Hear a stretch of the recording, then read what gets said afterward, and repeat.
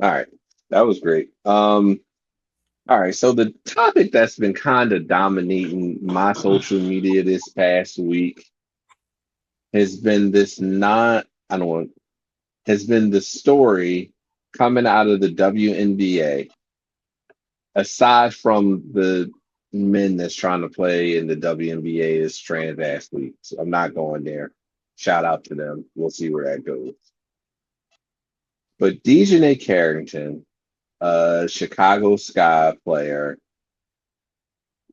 this past week was playing against the Indiana Fever, who had Sophie Cunningham, Caitlin Clark, Aaliyah Boston, and others. She committed a foul. Dijonai committed a flagrant foul on Sophie Cunningham and was ejected from the game, a flagrant two foul. After the foul, she was, of course, like I said, ejected from the game. She went back to the locker room, and while the game was still going on, she went to Threads and posted white privilege and added the Indiana Fever in the post.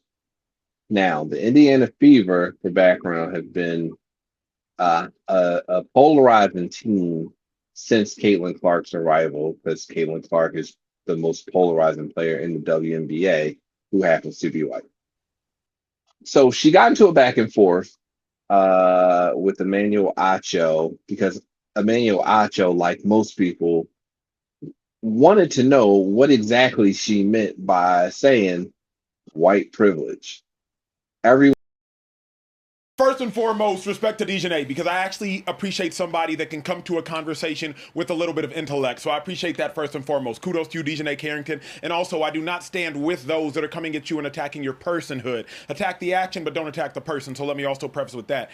With that being said, Dijonai, you can't act as though you discovered the moon. You can't act as though you are the genius in a room and everybody else is idiotic. What I mean by that is if you are going to suggest that we should think critically about a statement white privilege when you at the Indiana Fever, you didn't give us much to think critically about. You uttered a phrase, white privilege, of which is both incredibly inflammatory and also a very volatile word, but you didn't give us any context. So now we, as the interpreter, since you posted it publicly on Threads for the world to see, we, the interpreter, now have to try to figure out what exactly were you talking about? Well, common sense would deduce that you were talking about fouling a white individual and getting ejected for fouling that white individual. Now, as I said on social media and I will say in real life, if that is not what you were talking about implying, then that's on me. I will stand down and I will stand corrected. But the last thing I must again reiterate, we live in a speaker-oriented country. Speaker-oriented, receiver-oriented. Speaker-oriented country. It is on you, the speaker, to be clear, to be direct, and to be obvious with what you are speaking about. It is not on the receiver, the reader, or the listener. If we were in a listener-oriented country, completely different. Onus is on me. America is a speaker-oriented country, so the onus is on you. If you want to tweet out white privilege, with no context and simply assume that we should try to understand what you're talking about, you didn't say much for us to figure out what you're talking about, so you allowed the whole world to run with it. Last thing I will say is very simply, so many people have asked you, amongst others, well, then what are you talking about? We still have yet to get a response. All that Dijonai, you have told us is, hey, I wasn't talking about the foul. Well then, what were you talking about? I refuse to believe, on behalf of everybody that is confused, we're not all idiots and you are the one genius in the room. That's just not the case. So I say this with all respect. I respect your intelligence. I respect your response. And you currently on the court hooping, so respect to you. But there's still a lot of errors in your thought process and thought pattern. everyone's confused, but surprisingly, you have some people out there who are saying they know exactly what she meant. I'm still confused on what she meant. This story has been dominating the WNBA, and I don't know what else to say about it. Have y'all seen? Are y'all familiar with this? And what are y'all thoughts on this? On Great. calling a flagrant foul white privilege after getting thrown out the game? Well, let me start here. First of all, it is not just um like Dejanay and Sophie Cunningham, right? Like you said before, B, Indiana Fever has received a lot of coverage and people have been talking about them since Caitlin Clark's arrival, right? The congressman that wrote to the WNBA about the treatment of the Indiana Fever, how that looks. There are several players, not just Dijonai, but there's several other players that feel like that there is special treatment to the Indiana Fever players. None of this is founded, of course. But Dijonai did respond saying, even though she added the Indiana Fever, which makes it so much worse, he said it wasn't because of the foul, but you added them with no other context. So a layman would assume that it had everything to do with the foul and not what other players are saying is just special, quote unquote, special treatment for the Indiana Fever players. And Sophie Cunningham, she ain't no joke. You know what I mean? Right. They call her, quote unquote, the enforcer, and she real reckless in her mouth. Now, was the foul a flagrant 2? Yes. Yes. Did she probably warrant it with some smack talk somewhere in the game? Maybe. All right. But it was worthy of an ejection, unfortunately. I think it just gets messy at this point because even like digging into it, they're villainizing this girl, right? And I don't make no apologies to say that when it comes to Black people, I fare on the side of them to a degree. Like, I'm not going to join the conversation of villainizing you anymore or putting you down any more than what you already did. And is there any credence to what she's saying? Maybe she's not the only one that's saying it. It's just that she said it publicly. You know what I'm saying? And if you know that Congress, like, forget some of the other things, because there were files that they were talking about with Caitlin or whatever. But if you know that Congress reached out about the unfair treatment of Caitlin Clark, wouldn't you as a player think twice about hard fouling this girl or even guarding the players crazily? And I didn't realize the women get this deep in it. Like, because nowadays you see all the clips from, like, she got a highlight reel of fouls. You know what I mean? And yo, she hard money. She get busy. She get busy. Unfortunately. But last thing I'll say is, like, I went to like look for commentary about it.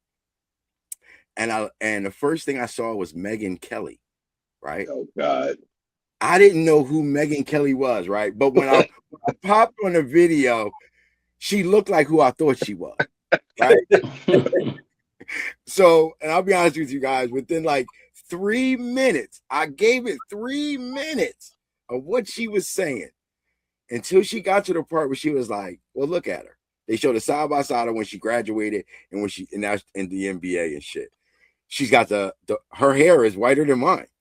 And if I had a braid, I would be racist, but she's not racist. I had to turn it off. I said, all right, let me give Whitlock some time. Oh man, you were from bad to worse. Listen, Whitlock wasn't bad. Okay. The first like 5 minutes of it. You know what I mean? Praised the family, but then he turned on her as she entered the league, and she was a demon after that. You know what I'm saying? So all I'm saying is she was very emotional, surprise, with the tweet. I just don't want to dump on her anymore. But I understand her being in a place of needing to defend herself. That Acho shit. You know what I mean? Just to say that's not what I meant. Yeah. So let me start with this. I should have played the saxophone for me. I'm sorry. So we are currently living in an alternative reality. Crazy time. And it is, and there are people like the Megyn Kellys, like the Emmanuel Achos, and like a lot of these conservative people that want us to believe the world is different than our own eyeballs. And they want to pretend that white privilege is not a thing.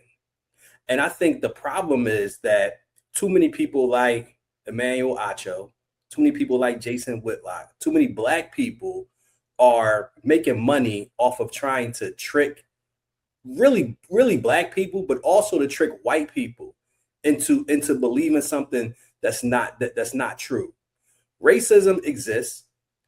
White privilege exists. And if she won't say it, I'll say it for her. And James alluded to it. In what world does Congress write a letter to the WNBA saying that a particular player, first off, don't you got something else better to be doing than watching the WNBA? And you're watching it to that degree that you know the dynamics of Caitlin. No, you don't. You just know that she's white, and you just hear whatever you want to hear about her treatment. But to send that to Congress, for Congress to send that to the WNBA, that is the epitome of white privilege. 100%. If you wanted to know what white privilege is, there you go. Nobody else is sending letters on behalf of whoever, right? Nobody. It's never happened. As far as I know, it's never happened. Especially when we're talking about the treatment of a player. We're talking about the treatment of a player in the field of play. The people who have to decide that are the people that run the WNBA. Why is the congressman sending that? So when she says white privilege, her handlers probably told her to backtrack from that, right? To backtrack from that, and now she's trying to scramble with whatever type of answer that she want to come up with. But we know what she meant. And it's clear and obvious, that there is a such thing as white privilege. Like there's a such thing as racism. And please, somebody tell me the date on the calendar that these things expire. Because the universe that we live in, they will make you, they will convince you that everything is great. Like there is no racism, there is no systematic racism, there is no white privilege, there is no redlining, there is no a black family sells their house and it's appraised much cheaper than a white family. These things exist, but what they want to do is they want to convince us that they don't. They want to convince us that they don't.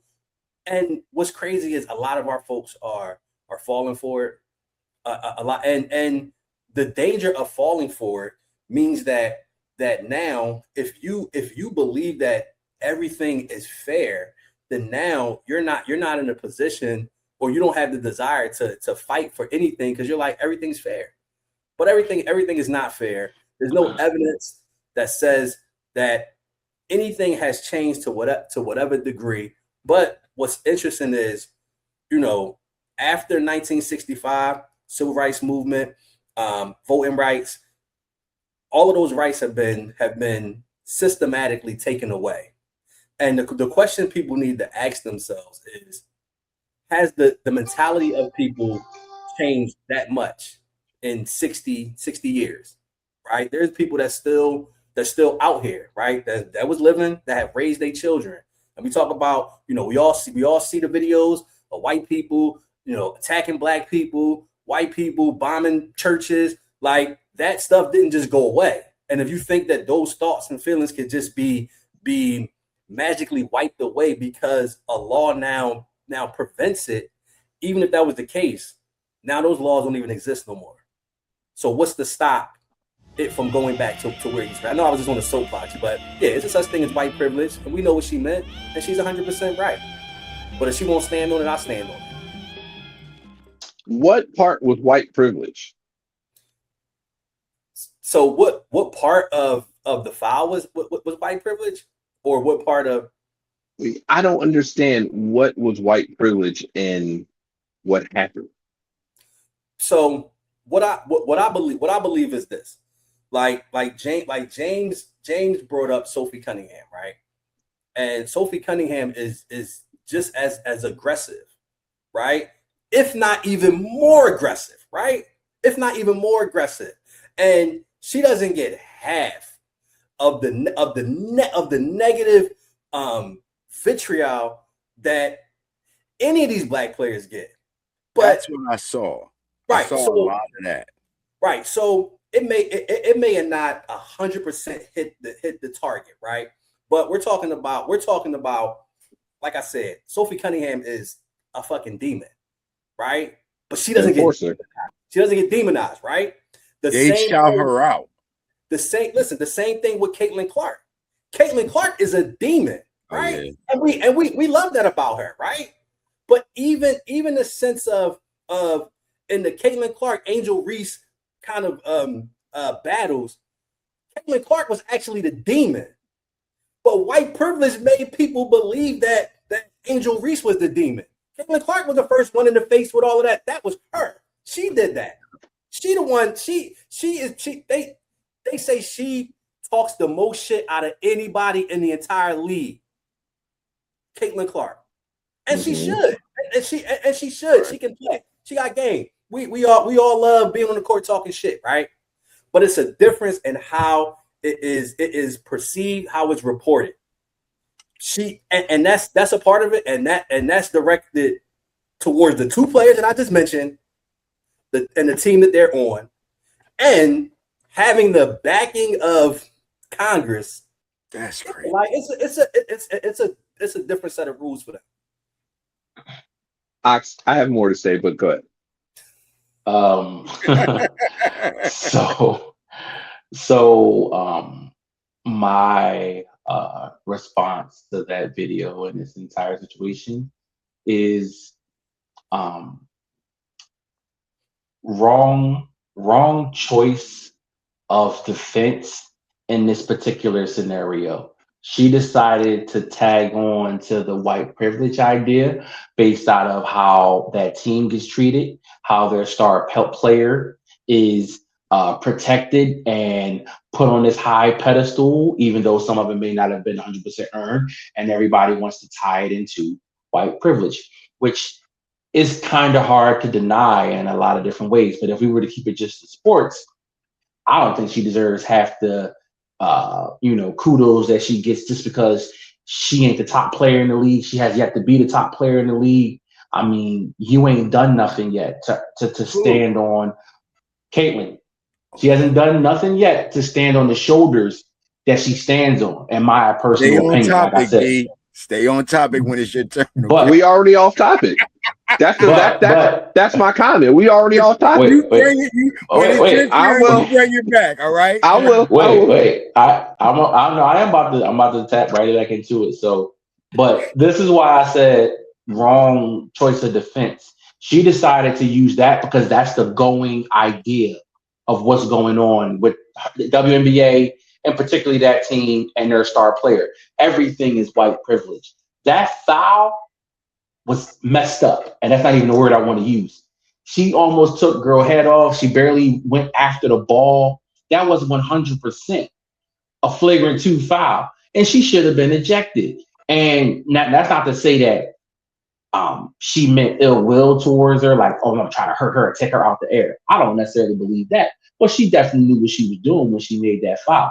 Mm-hmm. It's the natural response to be defensive when you get called for a crazy foul, like, oh my God, I ain't really do nothing, like y'all taking out a portion. Yeah, right.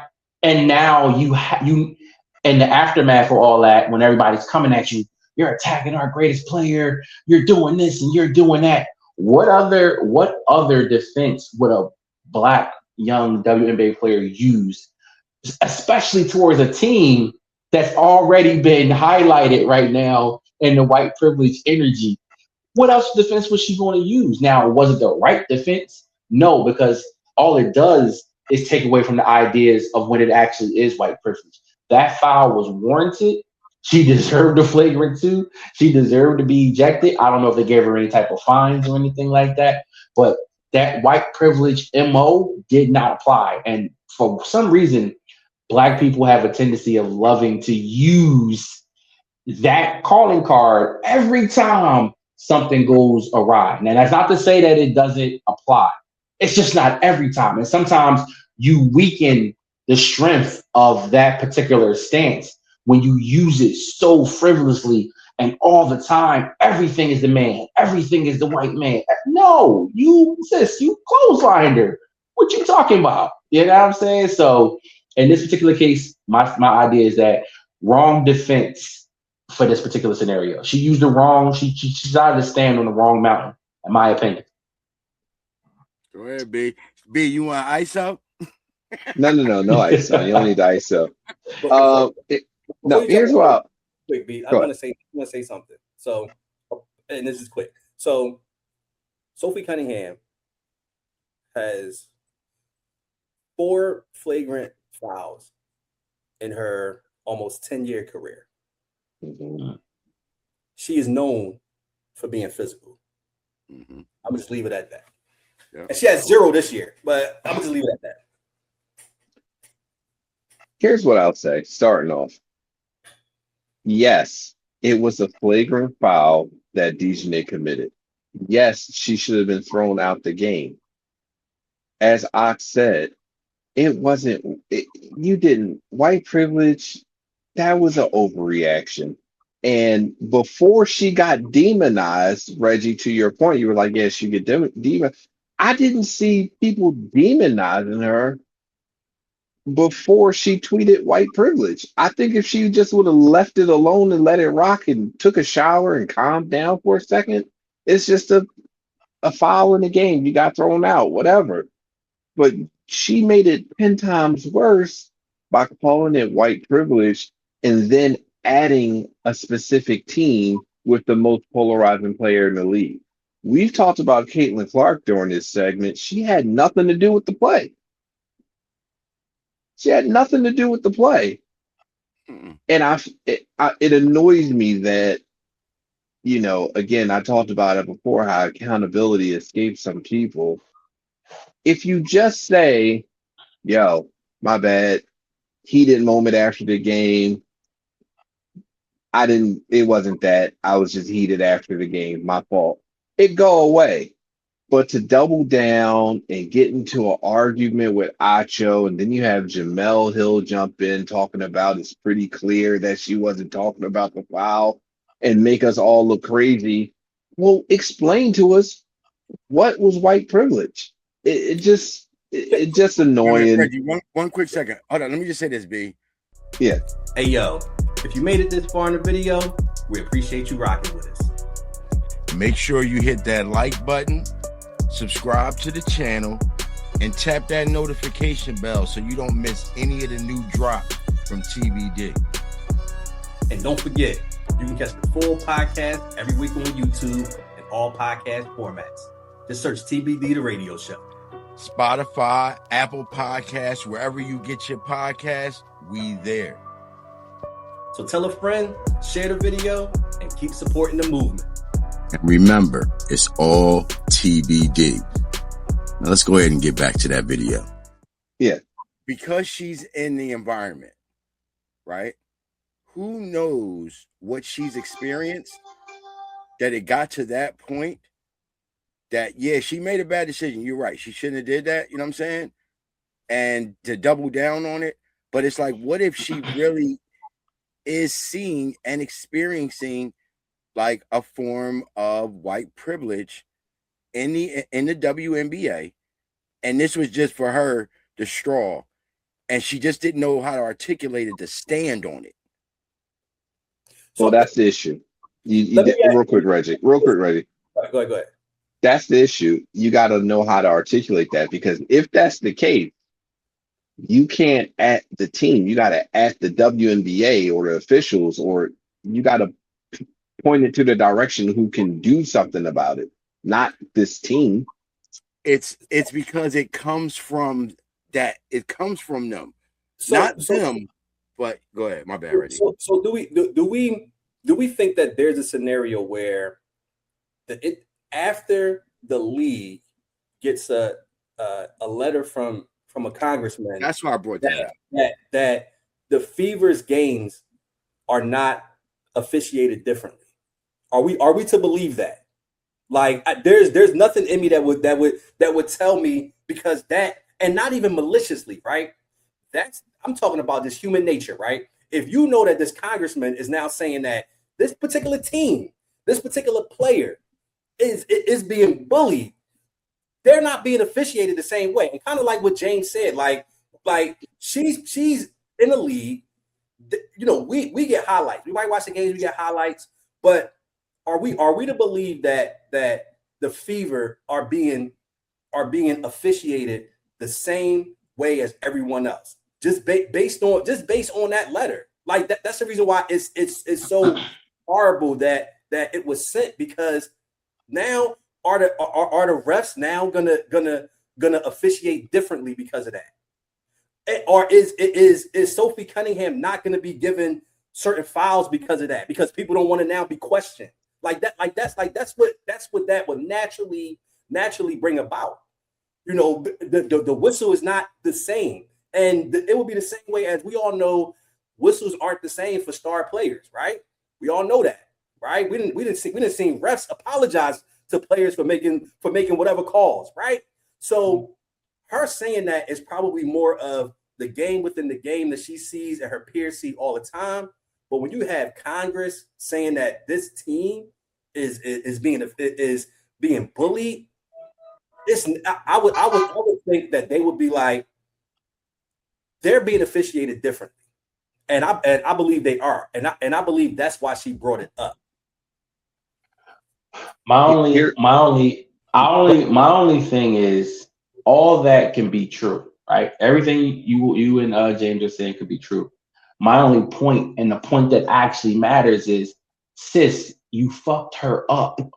Like you're deciding to pick this moment in time. This is where you're going to battle it out at, through all your frustrations, through all the things you've seen since you've been playing, and all the mistreatments. All that could be true, but you chose, when you messed up in a way where it was not even a debate on what type of foul it should have been. And the moment that the energy came to you, which it comes to any player that fouls that hard, you're going to catch backlash from fans. Stop. People. Stop. Hold up. Stop, Ox. No, the fuck you not. And I'm gonna let B put a button on it, but I'm gonna give the question to B as well. B, you know, was it Caitlin Clark that did the same foul and was not ejected from the game for it? There is video. There's video of her doing the exact same foul. Ox, you don't even know about it. You know why? Because they didn't talk about it. Now, Caitlin didn't go to the room and say black privilege or white privilege after it, granted, right? But it was the same foul, and she didn't get the same treatment. Now, what's the argument right now?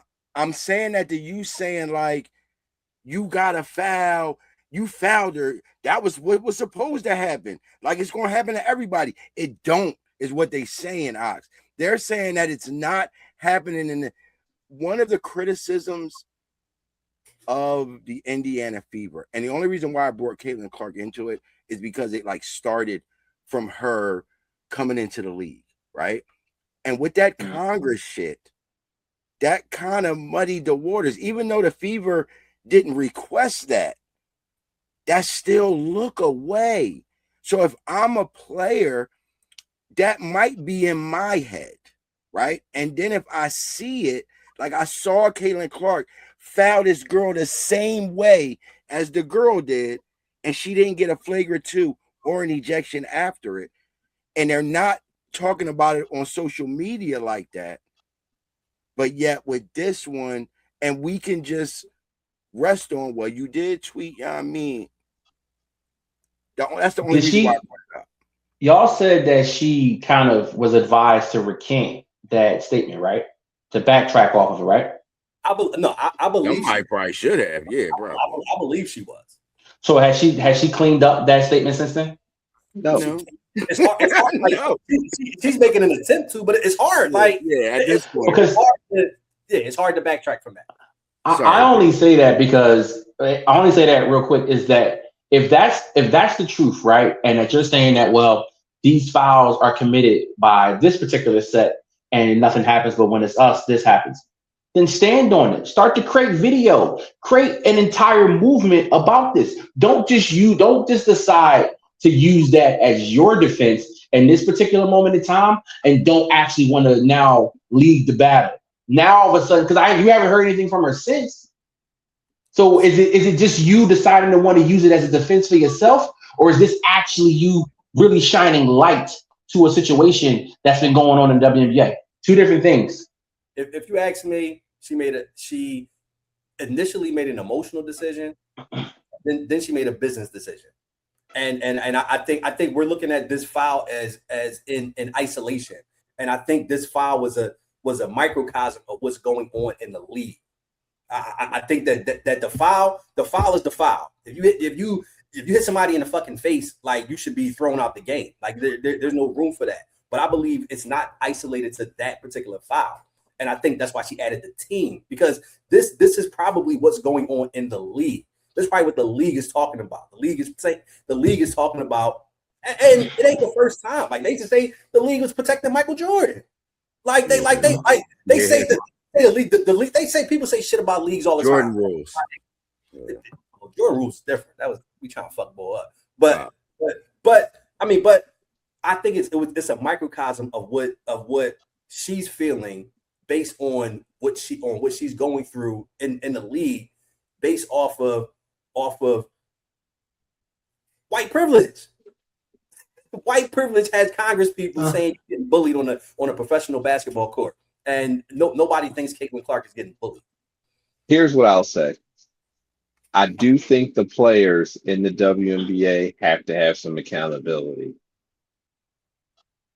They did. I don't know who they were listening to. I think they were listening to too much outside chatter. They did make it a point when Caitlin Clark came into the league to guard her full court. I remember watching her first game.